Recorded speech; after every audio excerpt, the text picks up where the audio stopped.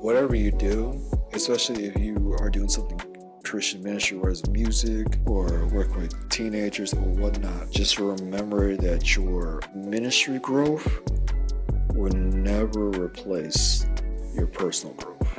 I wish I knew that early on, or I wish I took that more seriously, because I was giving 100%, but there are days I only had 80% to give. So the most I can give you guys is 80% or less. Scripture does say God doesn't call the qualified, He qualifies the called. So if you do feel that calling, or feel that calling in a different direction, don't be afraid to answer it, whether you feel ready or not. If God calls you to it, you'll see it through it. Yo, what up? It's your favorite Asian Crispy, aka Khan. Yo, so yeah, it's Allan.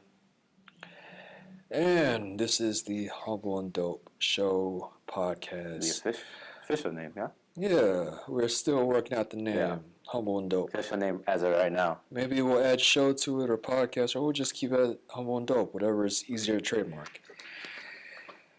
And if you notice, we actually have a background. See the leaves? It's fall. Yeah, cold. It's not super creepy now, yeah. So, we are here to just talk about kind of our church experiences, actually. We kind of alluded to it a little bit in the last episode. We actually got acquainted through the Salvation Army. I was I'm not going to say youth pastor, because I feel like pastor's way too formal. It's whatever the middle ground of youth pastor and Sunday school teacher, where the middle of that is.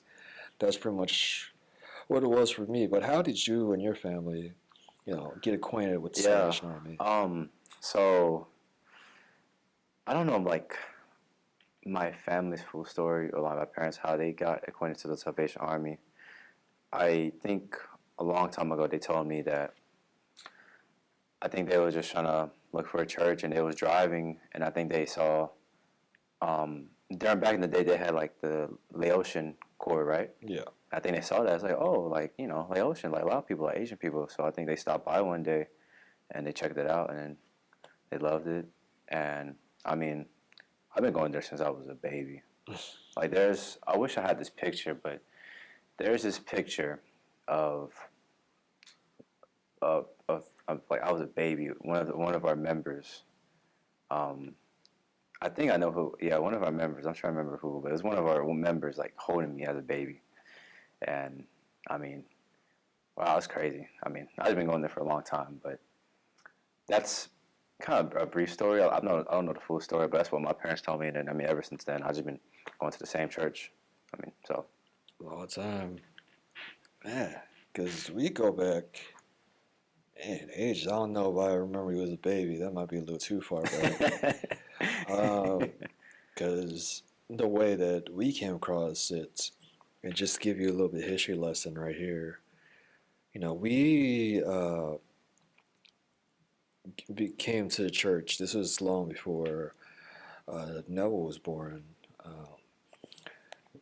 This is when my folks recently moved to Nashville from Iowa.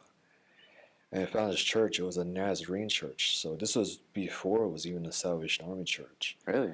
I didn't know that. So Salvation Army at the time was trying to expand. And it's the equivalent of if Starbucks buys a local coffee shop and then rebrands it as a Starbucks. Similar concept where they saw, churches, Southeast Asian churches kind of blowing up. Right. At the time, Laotian churches, and they wanted to be part of that, bring their resources and try to help elevate that mission. So they grandfathered in this church. So by the time our family joined that church, it was right at the end, right before it became a Salvation Army church. And, we became part of it. And this was when it was on the other side of the town, other side of Nashville. And, after a few years, my parents felt the call, as we like to say, and they, went to seminary, or what we call a training college in Atlanta, and to become pastors, which we call officers. And for anyone watching, I'm going to try to explain the terminology we use because it's very military-esque, despite it being a Christian. They gonna think like lieutenant in the army, like what? Yes, it's kind of an adjustment if you're not familiar. But yeah, they became pastors and eventually uh, got sent back to Nashville to serve at the church that we love, which is very unusual. The Salvation Army at the time, and definitely not now, had very few Laotian focused churches. Mm-hmm. Laotian being Laos, not from the ocean. The only one I know of besides in Nashville at that time was in Minneapolis, which we lived in for a year in Minneapolis. So eventually came back, uh, grew up in it, and really just uh, helped to grow it.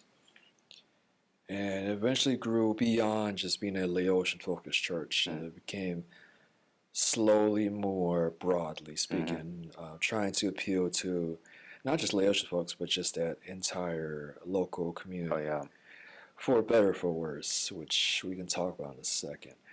But, how do you feel about the Salvation Army in general? Well, just being part of it for so long. Overall, I mean, it's definitely have made great impact in my life, not just as a Christian, but just being a man in general. There's a lot of character building, and I mean, most of my great friends that I met, like you guys, and were through the Salvation Army, and a lot of pastors that I met that I gained wisdom from, and just good mentorship overall throughout the years. It definitely took me a while to listen. I'll tell you that because I was a stubborn kid back then, and I didn't want to listen at all. But as I grew older, I had more of a mature mindset, and when I started to listen more to pastors, the messages, overall, the meaning of Jesus and just the Bible verses, things like that, and just overall like advice and wisdom from other pastors and even just other people in general. I mean, like I said, it just really grew me as a man, like the person I am right now in terms of my faith with Jesus. And I mean, overall, not just like the Salvation Army, what they do in the church, but what they do outside the church, I think is also great. Like they have emergency disaster. Like I know recently Hurricane Milton, I could be wrong. Milton, I think, which, well, I feel like if they made hurricane names scarier, people would take them seriously. But yeah, keep going. Yeah, I mean things like that. When there's like a disaster, they're always like one of the first ones to respond in terms of emergency disasters and just the outreaches that I know some of my pastors did. Outreaches as in feeding out the homeless people, going to, let's say, I would say broken homes, but places like that there's no lights, if you know what I mean, and just doing those outreaches, and it's a lot of love. It's a lot of love, not a love in the sense of like I love you, give me something back. Like I love it because I want to do it, and that's what I see the Salvation Army does from my eyes. So I mean, overall, definitely grateful for the Salvation Army and just everything that I've done, and like I said, all the people that I met, and still able to connect to this day. I gotcha. So, what would you say? Do you have any negative opinions about the Salvation Army? Okay, and this could kind of go into the topic we were going to talk about next, but the only thing that it's not really negative, but at the same time, in a way, I kind of dislike it is, pastors, they rotate, or not rotate, but they move. Yeah. So for people that don't know, in the Salvation Army, after they finish seminar or the training college. Seminary in a training college, they get moved to different places. It can be from, let's say, Atlanta, Seattle, Nashville, anywhere, every place. Yeah. Usually, what happens is, let's say a pastor is there for like, I think usually it's like 3 years they're there, and then they get moved, and new pastors comes in, they get moved, new pastors comes in. That was my experience growing up, and that was another thing that I grew up with. I'm not saying it's a bad thing because I'm grateful for all the pastors that I met. Shout out to y'all. But at the same time, it was in a way weird seeing oh, I grew such a great bond with this pastor, and now like you guys have to leave. And it's like, oh, there's a new person, which I'm not saying it's a bad thing to meet new people, but at the same time, it's like oh, it feels like I have to start over. You know what I mean? Yeah. So that's I would say that's the only thing that I dislike. You know what I mean? Just like pastors coming and going. You know what I mean? So Yeah. No, I'm with you on that, and I get why they do that. Right. Because, you want to refresh, bring new ideas, because it's very easy to get complacent. Haven't seen it firsthand. It's very easy to just go through the motions, and some folks just aren't a good fit, so they need to bring some new folks.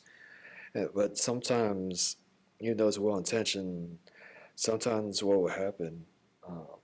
They'll bring a pastor that did really well and put them in a city or an area that's really not doing well with attendance and whatnot, thinking that they'll have that same success.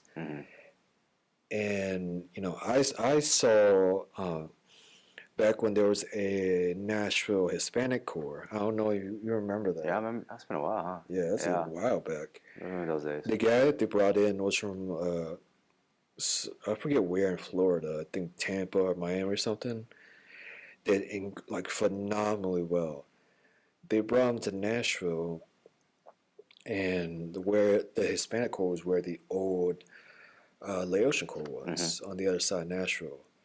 But the way that neighborhood, that area changed, Hispanic people basically moved from that part of town to South Nashville. Right. So he was not doing well, and then they had him move again, and by that point he was just done. He felt like just getting the runaround because he kept requesting "Yo, send me back to Florida," because Nashville has a very significant Hispanic population. But I feel like I oddly remember hearing that. Yeah, it was really because they were trying to merge the Laotian Hispanic Corps. Yeah, I do remember and that. they were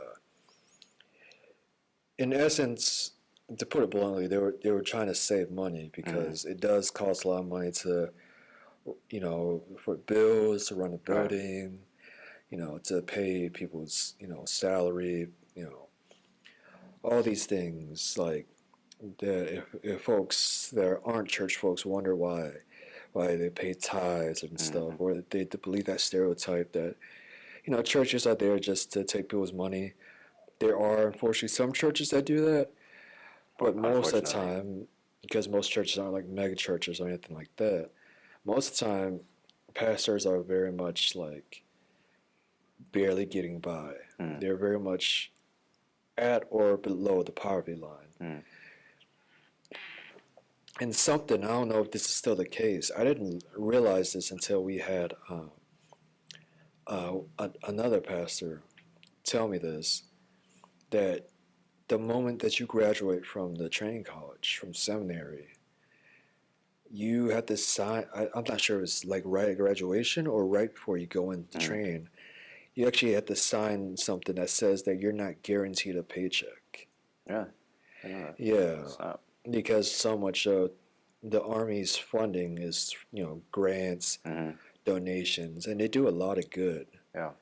But man, so it's very much the people that you see do it, because they want to be in ministry to some extent. Yeah. Right. So, and that's a big ask. So I see why it's not exactly the easiest thing to bring people in on. Yeah, and I think going off that, when we talk about why people would join the Salvation Army, I didn't know they're not guaranteed a check. And I could be mistaken. This is something I heard secondhand. So I could be wrong. So take that with a grain of Yeah, salt. but I mean, like following that, I think, I mean, like I'm not a pastor, so I can't, like I don't know, but what I'm trying to say is like you really have to really be devoted to ministry, Oh yeah, like devoted. Which every pastor that I had, they're devoted. Now, don't get me wrong, I definitely had, there's some pastors that I had that they at a time they had a moment of struggle. You know what I mean? And um, just hearing that and seeing that as well. yeah, But I think that's where it just comes to how devoted are you to the ministry and to minister and just overall faith. So, but I mean, I didn't know that. Like, they're not getting. That's crazy to me, actually. yeah. I didn't know It's that. it's a big commitment. I know Yeah. that uh, it's recommended that you sell a lot of your stuff. Mm. Like if you have a house, um, you need to sell it because you can move around any point, and it makes it very hard to maintain Mm. or not. So you pretty much have to be comfortable uprooting your life. Basically, it's again when the army has a military structure, it's not just in terminology. It's very similar Mm. to how people get deployed and stuff in that regards. Obviously, not as physically dangerous, Right. thank goodness, because that would be awful to have to go through that for ministry. But it's very similar as far as how life changing it is, for better and for worse.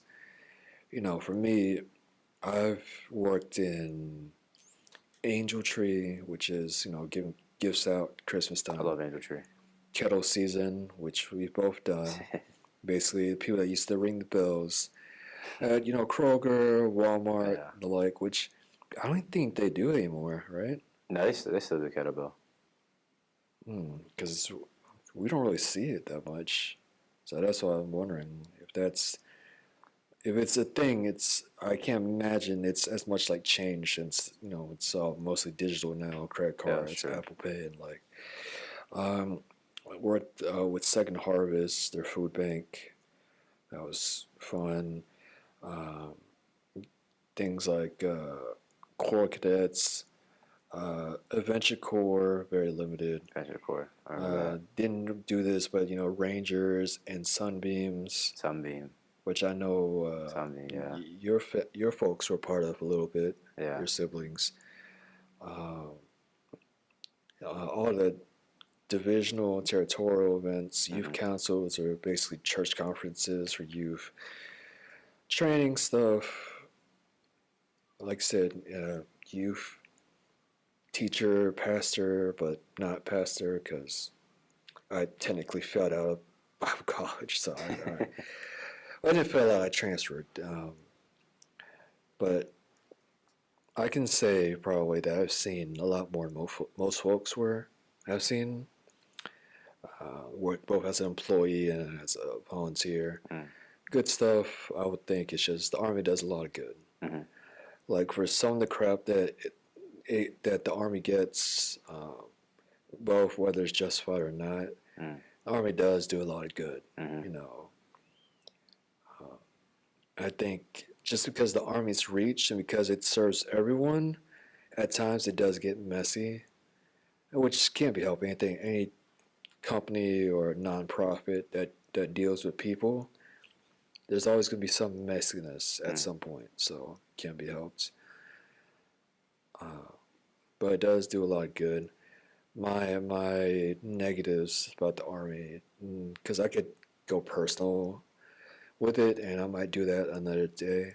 You're dealing with, so for Nashville, you have your officer at the Corps being known there for church, and that you would answer to if I was working there, like back in the day. Then they would answer to their area commander, which is the person that runs the Salvation Army's, churches, all their programs and stuff for all Nashville. Then they would answer to DHQ, Divisional Headquarters, which runs Kentucky and Tennessee Salvation Army related stuff. Then they would answer to the THQ, Territorial Headquarters in Atlanta, runs all stuff throughout the southern part of the United States: Florida, Alabama, Texas, Kentucky, Tennessee, Carolinas, Georgia, the like. And then they had to answer to national headquarters, which is, I think is in New York, which runs United States, all Salvation Armies there. Then they answer to IHQ, International Headquarters, which is in England, no. England, Yeah. London, England, I think, Yeah. which runs the Salvation Armies all around the world.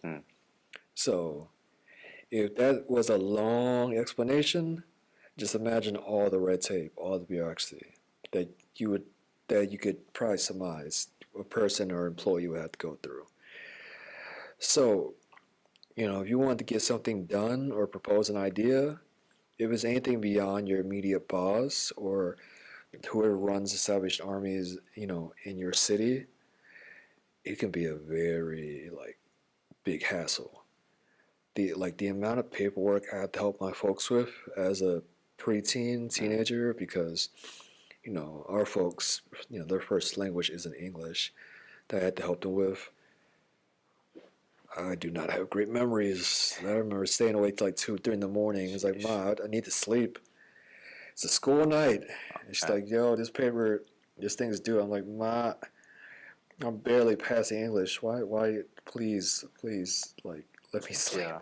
I guess, so, if you don't mind me asking this question, what specifically paperwork needed to be done? Just anything because it gets a lot of government funding, government grants, a lot of nonprofit stuff. You have to fill up a lot of, and you would think it's just do digital, what we call Lotus Notes, which is what the Army uses for their email. You would think it's digital, but it's just a lot of stuff had to be faxed and filed away for legal reasons.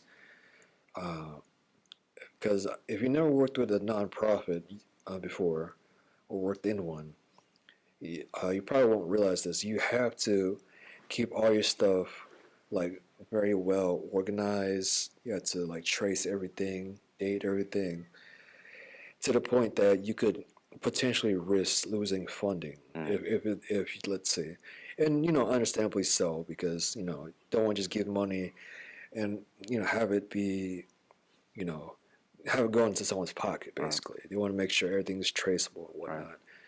So I get why, but it's something that most churches don't have to deal with. It's a very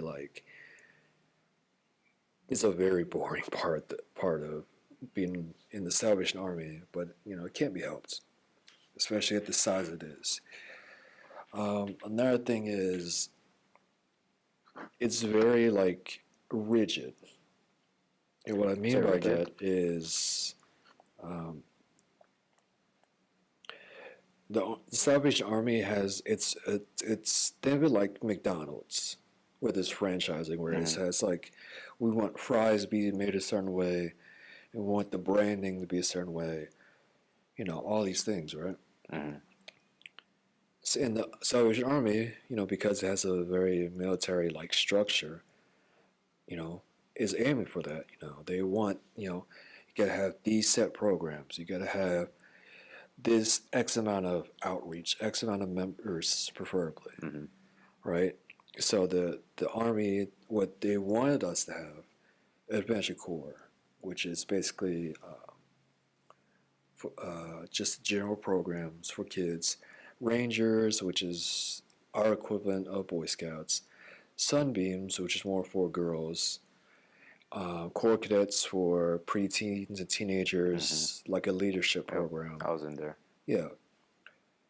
But, and also things like a brass band, choir, things like that. And for most churches, for most American churches, that makes sense, right? You have programs for kids, programs for teenagers that'll help develop them to be leaders. Army. So long term, I get it. And you have that culture intact, like in Florida, that culture is very much intact because a lot of people retire in Florida. So if you remember years ago, back when you and Neville and a bunch of others were kids when we had that singing competition. Yeah, I remember that. Good old days. Good old days. Yeah, it had me conducting y'all, and I played drums. I did not know how to read music like that, but uh, you know, basically, the reason why Orlando, their corps, had so many Oh, kids it was deep.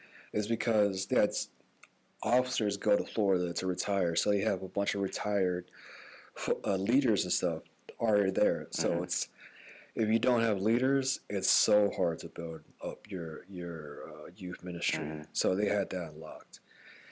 So,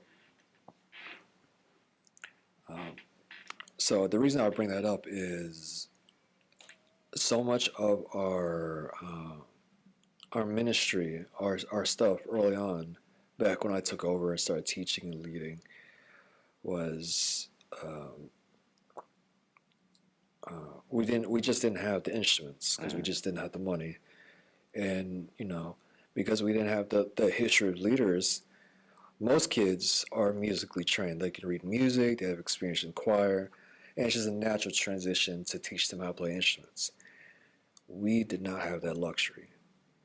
So for me, when I took over and got confident, and this more so after I graduated high school and came back to teach, you know, one of the reasons why dance was our main program, our main ministry program, besides Sunday school and VBS and like, it was our main program just because it was just cheap. Yeah. All you need is space, speakers, and something to play music. That's it. You had a great dance team. Yeah. Great dance team. Obviously, I love dance, and you guys came to love it, or at least came to do it as well, with the exception of a few kids, which, no love lost on them. Not everyone can move on beat. That's okay. But that's how it kind of worked for us. And it helped because we were such a ethnically specific corps that we weren't under the same level of scrutiny. It was just, it's basically, let them do their own thing because it didn't apply to us. So that worked in our favor. So that's why we were able to do dance program, and eventually try to do drums, which I wish worked out. Because I remember that. I feel like I tried to do that. We were so we had the people.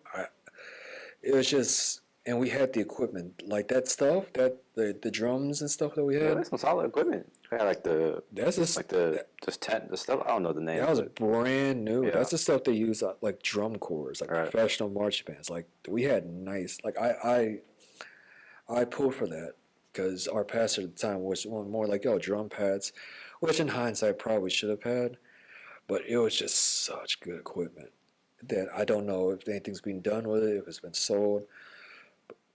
I wish we could have pulled that off. But we were able to do so much more with regards to dance specifically, which carried over into Christian hip hop because we didn't have that same level of scrutiny. So, pros and cons of just general. Obviously, I can give more specifics, but that just my general feelings of the Salvation Army and whatnot.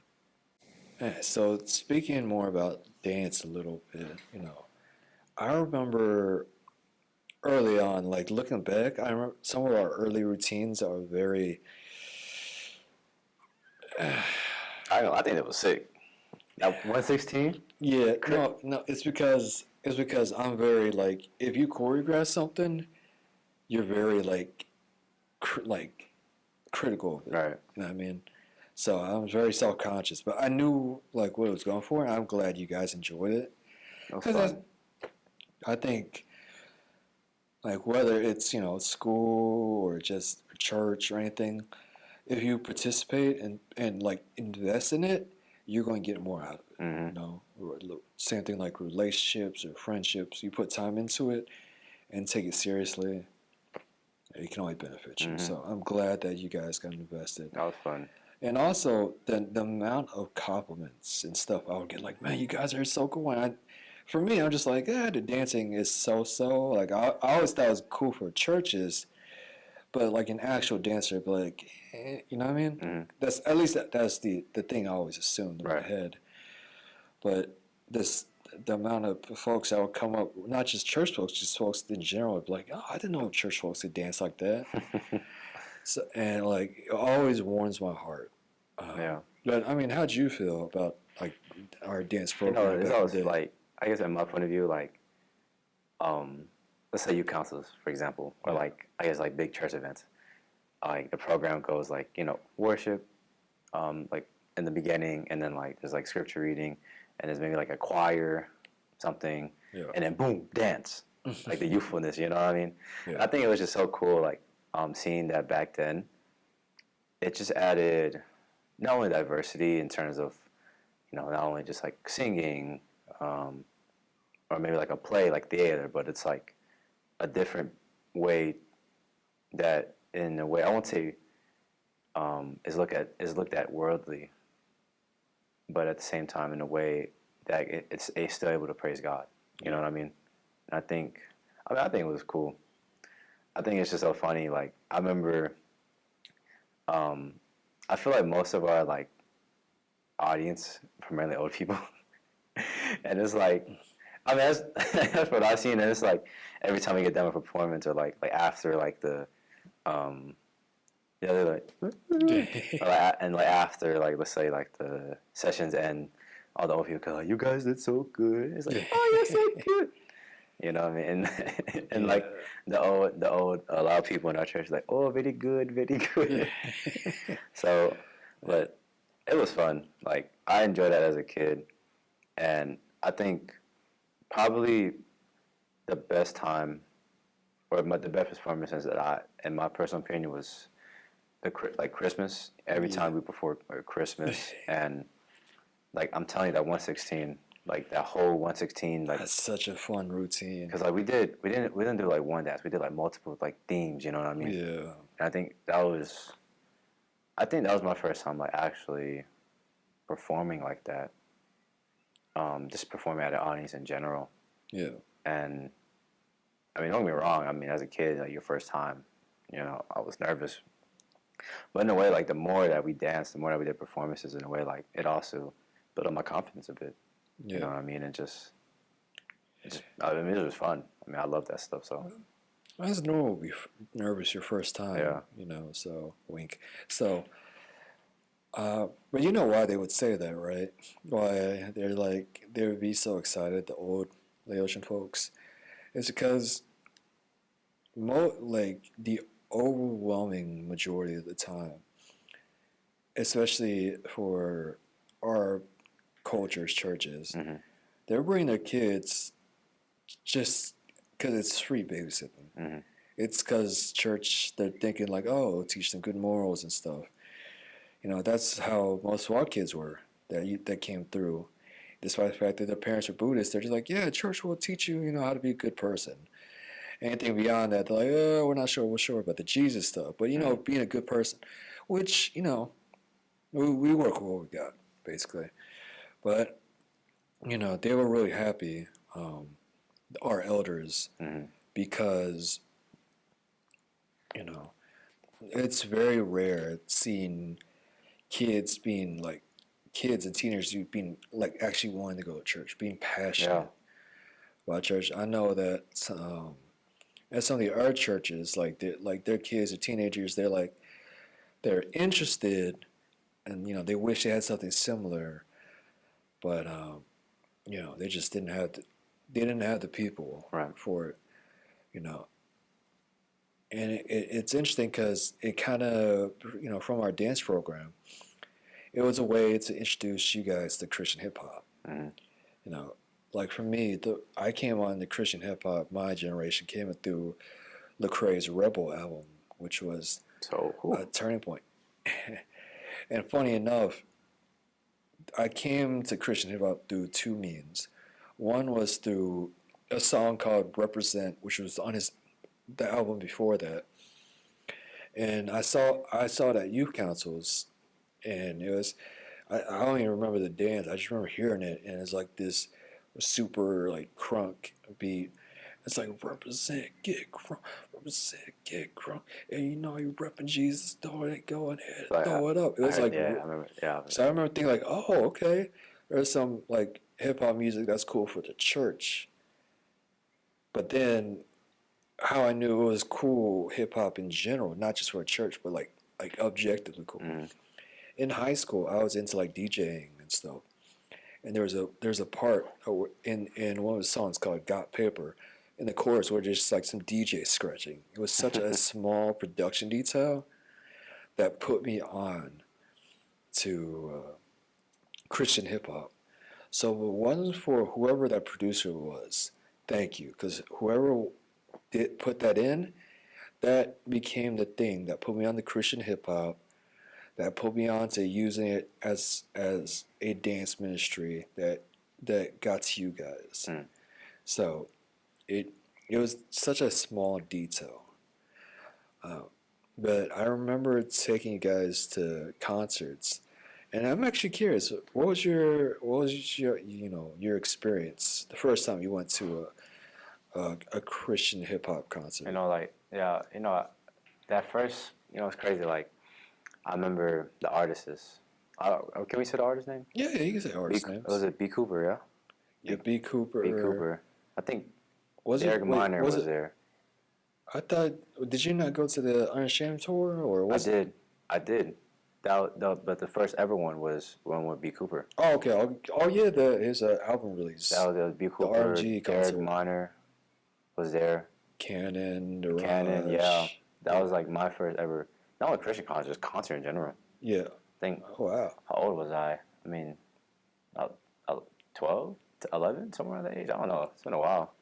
But that was my first ever concert in general.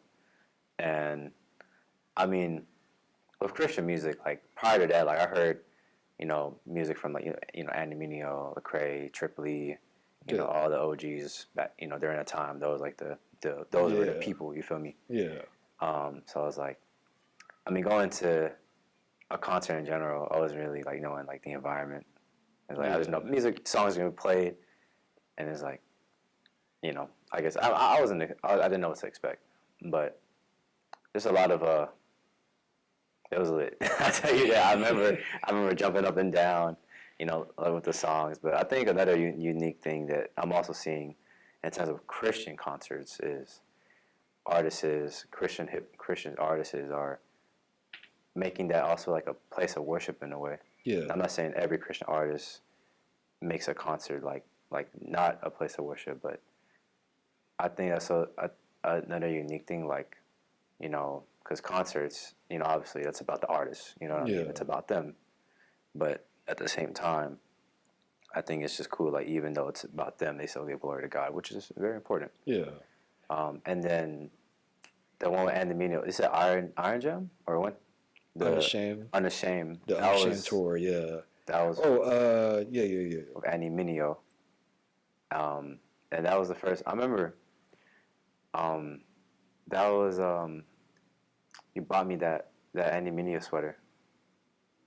That one that said that I love you on the back. It's like a the sign long language. sleeve. Oh, yeah, wow. Do you still have that? I still have it. I gotta bring it to you next week. Yeah, we're next time. I gotta bring it to you, but yeah. Yeah, because I remember it, but I don't remember what it looks like. Yeah, I still have that, and yeah, that was special right there. I hope you know that. That was a very special moment for me. Man, that takes me back. I know, yeah. I don't know, it was like 2015? Because that's when he released his album, yeah. It had to be way earlier. Right? I want to say early 2010s. Really? Oh, snap. Yeah, because maybe I'm getting old. There was a point where, like a few years, where if you were going to a Christian hip hop related show in Nashville and saw a group of Asian kids, I probably drove them. It's probably our group. Mm-hmm. Like I remember, I'm not sure if you guys were there. I remember a few folks. It was in Murfreesboro.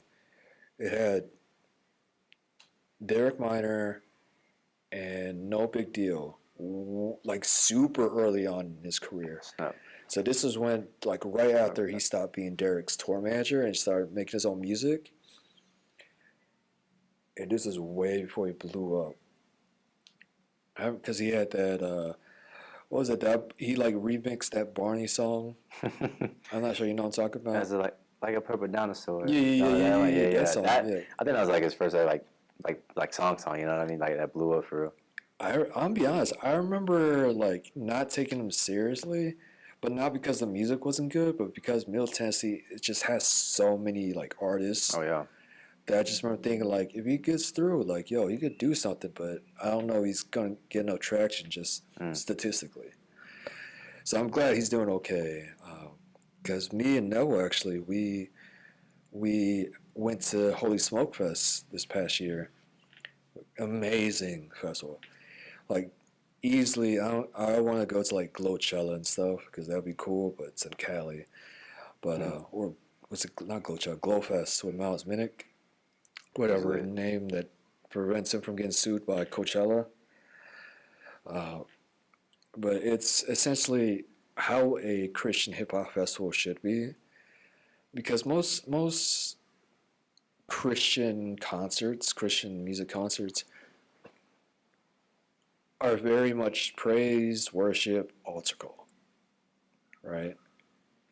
And I mean, it's don't get me wrong, it's needed, but part of me is pessimistic, and it's like, can you not do a good concert just based on the objective quality of the music? Not saying that it shouldn't glorify God, which Christians artists should. But like I know going to like a couple let's say a couple winter jams where like some of the artists should not have been on the lineup. I remember taking you guys and they're like, oh yeah, it's Andy Mineo. And then like after it was just like, okay, yeah. Like Yeah. which by the way, Winter Jam needs way more hip hop because hip hop is suited for getting people hyped. But it's very interesting looking back, just how you guys, came into Christian hip hop through dance. Because at the time, like now Christian hip hop's in a place where dance is more of a thing. Got artists like Anike, formerly known as Wande.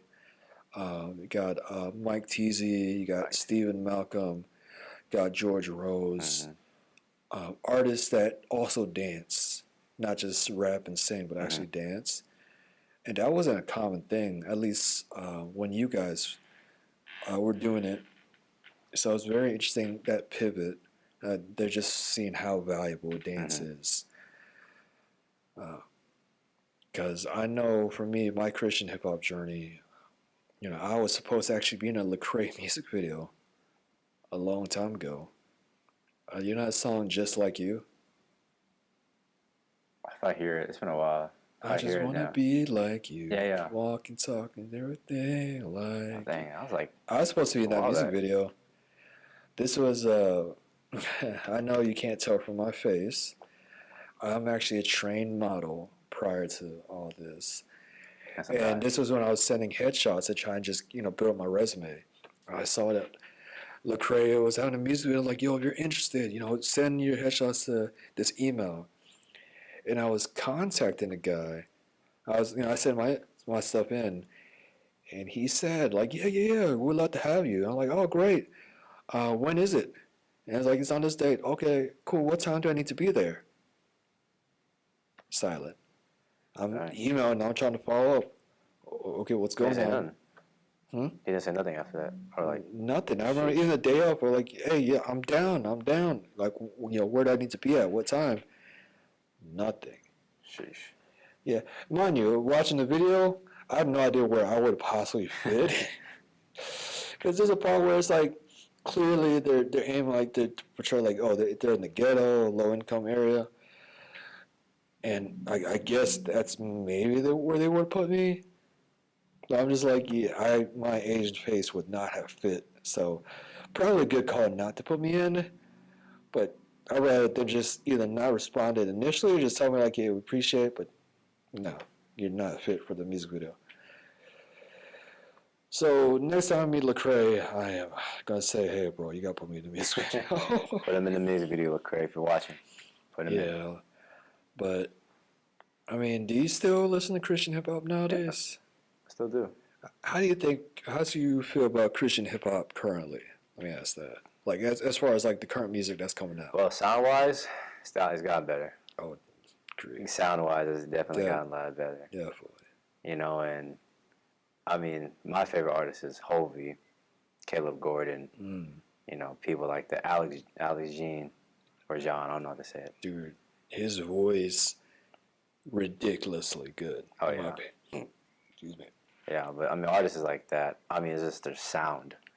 Their sound is just, and just like I mean, like the flow, the lyrics, and I mean specifically those artists is like what I said with Hovey, Caleb Gordon, Alex, and what they uniquely do is I mean like their music, it sounds good, Yeah. and they also like their lyrics. It's always like pertains to like Jesus overall. Which I'm not saying like every Christian artist doesn't do that. I just feel like for them, those three specifically, like they do in a way it's just chef's kiss. Oh yeah. So those are my favorite artists, Christian artists. So Man, I've been rocking with the whole Heaven on Earth group. mm, You know, What Up RG, the Eclesos, and the like, and Not Clyde, an Asian dude. Like, yo, and I found out he was a youth pastor. And I just like, yo, like, CHH, diversity wise, is doing so well. mm, That it's almost like you have such an abundance of choices to choose from. Whereas, like, you had Reach Camp, you had RMG's group, you had some outliers, but it was really like outside them that can afford good production. It was a struggle at times. But nowadays, it's like you have so many pick, even like Indie Tribe. Like I could obviously name a lot more, but you know, just off the top of my head. So it's very like I feel like we're in like this renaissance, this another golden era of Christian hip hop. I I'm curious, just because I'm not in it, just the impact. Who's going to be that next, uh, 116 esque group? I like Reach Records type beat. Yeah, because they when they were on that run, that Unashamed tour run for years, like yo, that thing went crazy. Like their reach was ridiculous. There's a reason why, at its peak, Lecrae had the number one album in the country, right? So I'm curious. It's not for a lack of talent, but I'm curious who's going to be that next group that's going to hit that impact. Because there are folks like Caleb Gordon that are doing huge numbers, like on TikTok, Easily. like a Forrest Frank and the like. OCOE. But I'm curious which group's going to have that same energy. Mm-hmm. I think Indie Tribe has the potential as far as like building the infrastructure with like Holy Smoke Fest. I think Miles could do something for the West Coast, which is neglected the West Coast in general for Christian hip hop. So I am very curious about that.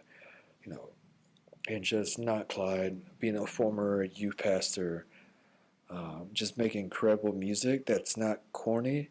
Like if we had not Clyde back in the day, we would definitely be dancing to some of his music for sure. He's just, I don't know. It's something about representation, just seeing the Asian face, really just means a lot. I think it hits twice as hard because very much we connected with the other artists in the Christian hip hop space, but just seeing someone that looks like us just means Shout out to you. Yeah, shout out to Not Clyde, to Romar, to Uzuhan, Hee-Sun Lee, MC Jin. He's not really making music like that anymore, but he was when he was on it for a minute. He was going off. But just speaking about youth pastors, have something that want to get your feedback on. I want to see you react to. So you look at this. We cannot get mad at students leaving the church if youth pastors are leaving with a revolving door and leaving the door wide open right behind them. The average tenure of a youth pastor is 18 months. Now, this is verified by Gallup polls, 18 months. According to that statistic, at that rate, a student would have gone through 4 different youth pastors from 6th grade to 12th grade. If we're not careful, some of us can be too focused on what's next and we forsake on what is now. Can I say that you have been called, you have been equipped, you have everything that you need, everything that God has given you to exceed and do what God has called you to do. So what do you think about that clip? It's definitely a good topic, I would say, and a good clip, and a deep. I think definitely it's deep because, I mean, our church, we don't really have a specific youth pastor, but I know my friends, other people's churches that I go to, they have a youth pastor. And the part when he talks about tenure, like how long people have been there, and it's 18 months, he said? Yeah, 18 That's months. crazy. So, I mean, I'm trying to think of so much because, like I said, our church, we don't have like a main youth pastor right now. But Yeah. just speaking off from other friends' experiences, because I know they had past youth pastors that they was there and they left, and then somebody else had to step up, Yeah. and then they left. Somebody else had to step up, and they left. And I think that could be, I mean, a youth pastor. Obviously, you're working with like kids, teens, teenagers, things like that. Yeah. And I think that can be very, in a way, daunting to especially like the preteen teenager. Going back to what we said earlier, when Salvation Army pastors moving, Yeah. same thing. Youth pastors, they step down. They say, I can't do this no more, and it's like, oh, like going back to I made this like great connection, and it's like I have to feel like I start over, things like that. So I think overall, I think youth pastors they're definitely they're definitely a great source, and I think every church should have one, depending on the population and whoever's in that church. Yeah. But I think every church should have some type of youth pastor, especially if your church is mainly, or I won't say mainly, but definitely mainly, or has a lot of teenagers, kids that especially needs mentoring. Chris, for example, he's my youth pastor, and I still call you my youth pastor. I'm not gonna lie to you. So I still call you my youth pastor. No. Chris was my youth pastor, and I mean, we had a lot of kids back then. A lot of kids for our church size. Yeah. And I think for a church in general, like, we had a lot of Yeah. kids, and not only that, a lot of kids that needed some type of mentoring. You know what I mean? Because we kids, like we were kids, like we just did whatever we wanted. You know what I mean? Yeah. So I think just having that mentorship, and somebody just look up to, because like he was like basically the big brother to all of us. You know what I mean? But just like going back to that mentorship, I think it's needed. But when you have, like I said, going back to that video, when you have somebody leave, you have a new youth pastor. I mean, everybody's different. Some pastors, they can do this type of way, which somebody may like. And then another pastor, they do it this certain way, in a different way, and it may not attract a whole ton of people. The kids or whoever may not like it, and that could be very, like I said, discouraging. Yeah. Especially for churches. Like some church folks, they leave because of pastors coming and going. You know what I mean? Especially youth pastors, kids come and go because of new faces, new things, and this change that I think some people are not ready for. You know what I mean? Yeah. Part of the reason why I stuck around so much is because I remember, especially growing up at Salvation Army, when you go to what we call youth councils, which is basically church conferences for kids and teenagers and young adults. I remember going to those events and being the only kid from our corps. It was the corps officer, me, and maybe one of our elders that we called a local officer. That's it. It would go to camp. It would just be me from Army Corps. Mm. Go to any type of divisional event. It was just me. And I remember how disheartening it was, especially when you would see folks from other corps, other churches that bring 10, 20, 30 kids, teenagers, whatnot. They're hyped with their friends, making memories because them road trips, like going to camp 2, 3 So hours. fun. Yeah, it's so much I miss fun. them You get the days. bond and whatnot. I remember just like wishing I had that experience Mm.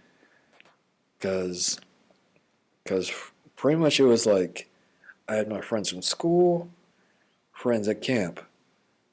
That's it. Because at church it was just me and then like very very small kids, like Mm. toddlers and stuff. And also like even before my folks were officers or pastors, uh, the people I looked up to, they didn't stick around after graduation if they stuck around that long. Mm. Literally, they graduated and then they fell off or Mm. went their own way.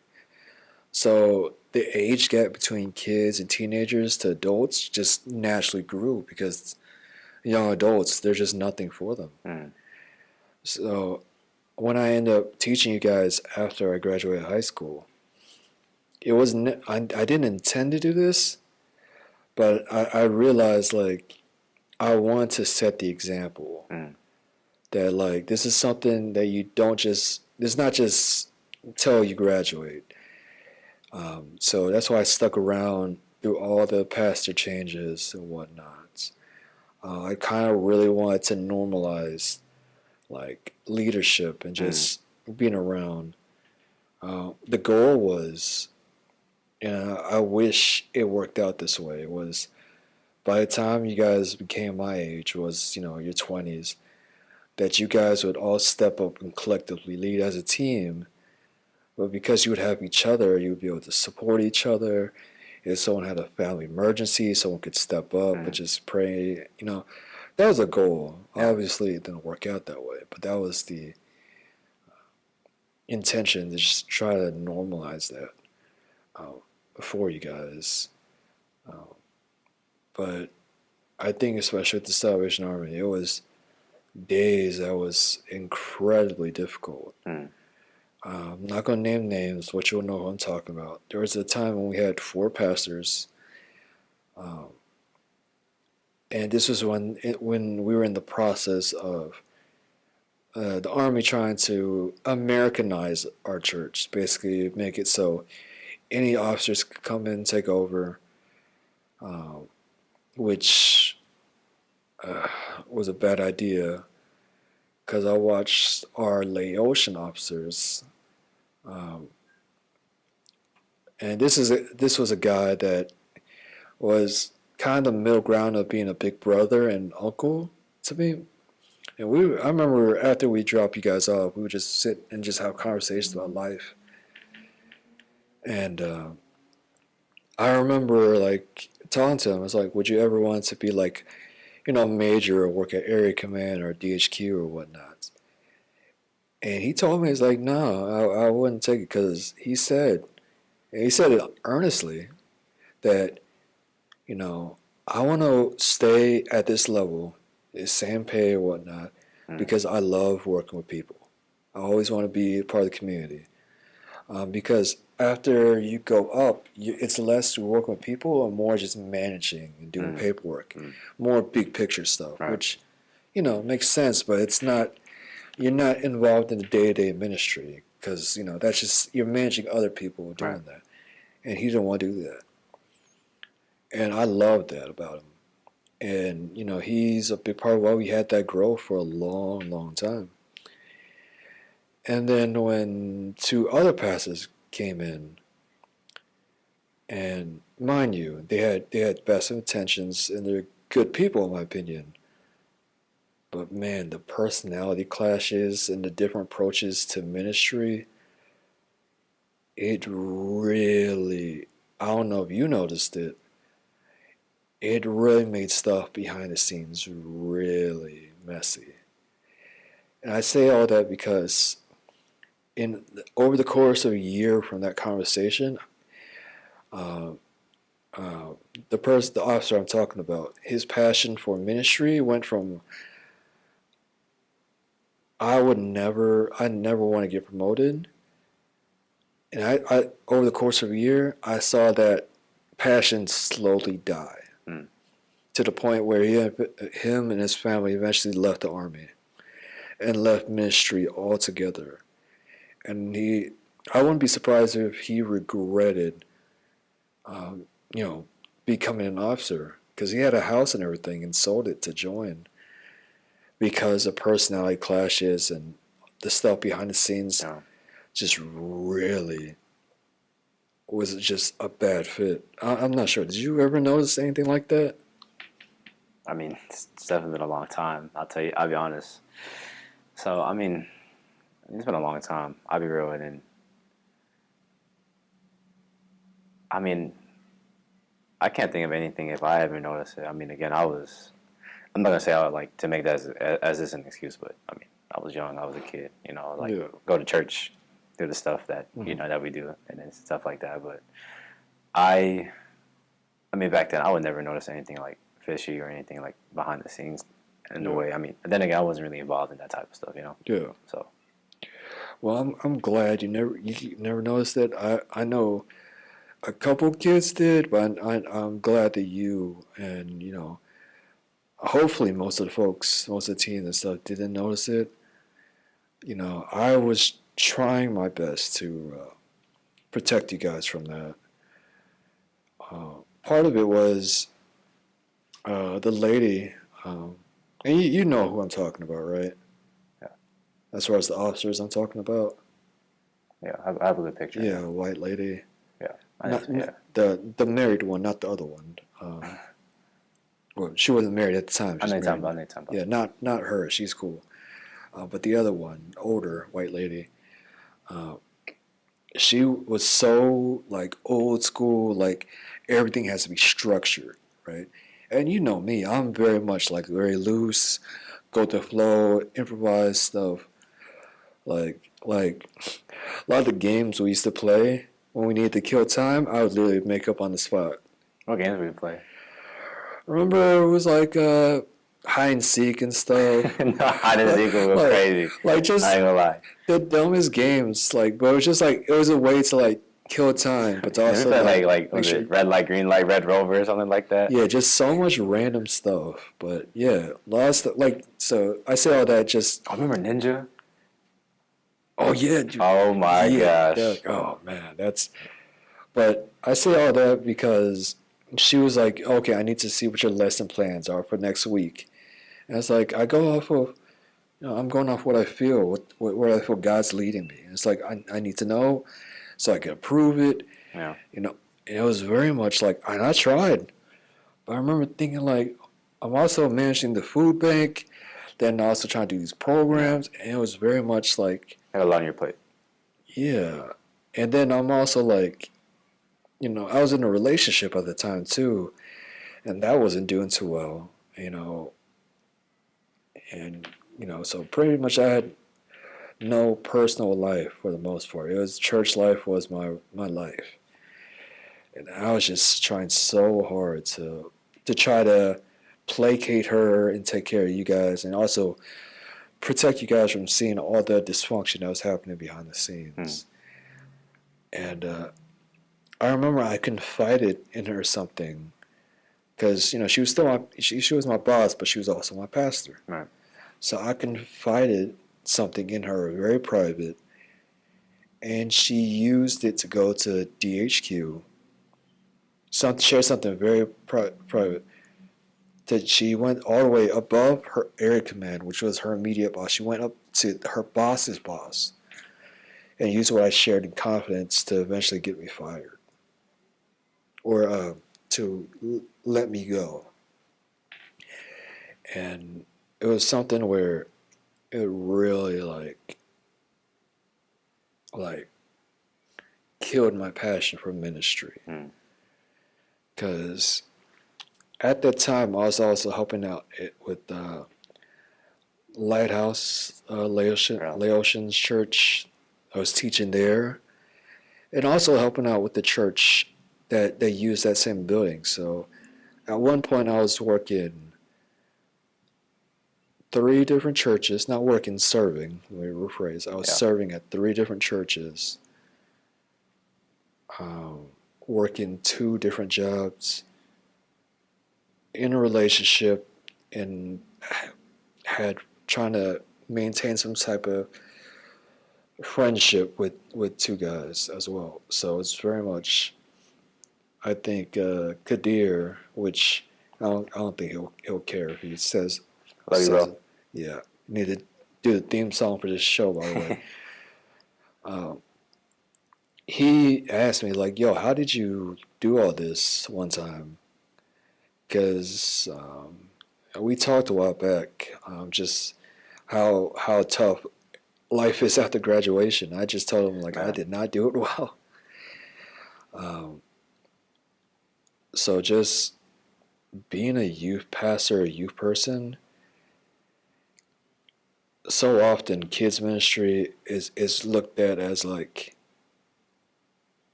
as it's not taken as seriously as it should. You know, I'm not talking about like having like structure and all these things, but as far as like the importance of it, Yeah. I feel like it doesn't get talked about enough because obviously the main pastor preaching on Sundays. Right. Obviously, that's the focal point of ministry. And for anyone that wants to get in the comments, I'm well aware praising God. I get that. That's the main focal point. But I'm talking about the actual like structure. But I think kids ministry, like, and just work with teens, young adults, like I feel like it needs so much more support Yeah. and I mean, love. that's the next generation, you know? Yeah, exactly. And these are people that are going to eventually be leaders in your church or leaders in the community. And hearing that statistic that, you know, kids from 6th grade to 12th grade statistically will have 4 different youth pastors. That's that sucks. I remember one of the people that we had as a youth person for a little bit. She was she tried to do ministry, tried to do outreach. I remember we walked around the church to the houses, you know, handing out flyers, trying to do I remember outreach. that. And it did not, like, we got no one from that. Like, no one came out to check out the core, anything like that. So I don't blame her. She felt like disheartened because youth ministry is tough. I mean, how do you feel about youth ministry? And, you know, is this something you've ever considered, like, doing yourself? Or, I mean, what do you think? Good question. To keep it a short answer, no. This is God's will. I'll say that. That's fair. This is God's will, but definitely no. I mean, I'm only 22. You know, I'm not saying that as an excuse, but I don't know. I think for me, there's a lot of things I'm still trying to learn. Yeah. Things I'm still trying to mature and go through and just experience. So that of like never being like a youth, like being a youth ministry or youth pastor in general, Yeah. has came to my head. Now, don't get me wrong, I definitely had it. So I had an offer to be. I'll tell you this, if it's okay to say this in the podcast, and it's nothing private or anything, but I had an opportunity. I say opportunity would be a better word. Opportunity to become the youth pastor in our court. Yeah. And at first, I was like, "Oh, this is cool," but at the same time, I was uncomfortable about it. Not in a bad uncomfortable sense of like, "Oh, like I hate this. I don't want to do this. I want to get away from it." But in a sense, like, I don't feel prepared.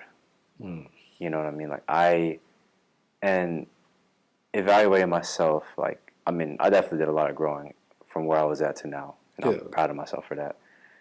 But just evaluating myself, like I still have a lot to grow. Yeah. And just a lot to learn, and just it is a big, like, I want to ask you this, like, how much pressure was it to lead us? You know what I mean? Well, I do have to preface it by saying I was literally learning on the job Mm. because there was no leaders really growing up in our core, in our church. And then because I also moved around, went to Atlanta, then Minneapolis, then back to Atlanta, then Nashville, there was no one. I was teaching and leading not because I was qualified, but because there was no one else. Mm. Like no one stuck around long enough to really make an impact. So pretty much I taught in the way I wanted someone to teach me. Whereas like I am terrible at like reading stuff on a board. Like just straight like, okay, here's what happened. Jesus was crucified on Golgotha, born in a manger. Like, but I'm more like if we can have a conversation, I retain information better that way. So I was literally learning on the job with you and everyone else. So if you feel unqualified, you're in the same boat as me. Yeah. So, but the pressure grew once they tried to Americanize our church. Mm. Once we were under a lot more scrutiny, then it became like ministry isn't enjoyable anymore. Mm. Like I enjoy taking guys to concerts. I enjoy taking guys to like step practice. I Step enjoy. practice was so cool. Oh Yeah, man, good old days. Fun days. Yeah. So, some Asian faces leading a black step team at the African Street Festival near TSU in a black part of Nashville is an interesting kind of experience, but a positive one. Mm-hmm. But I enjoyed that stuff. Even like when we had to do quartets, like I enjoyed that for a little bit.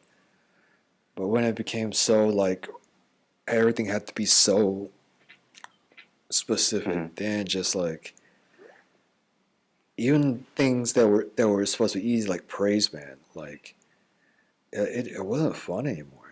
Like doing music, doing creative arts, like that should be fun. Mm-hmm. Like yeah, we get into scripture, we get into the Bible and stuff, but I think it just wasn't. It didn't end well. Right. I'll say that much. But I think it's something that it forced me to grow in a good way, But I do wish we had more freedom. Like speaking of the dance program earlier, I actually was. I don't know if you remember this. I was preparing you guys to compete. Do you remember that? Like nationally. Well, just compete in a dance Oh competition. snap! Yeah.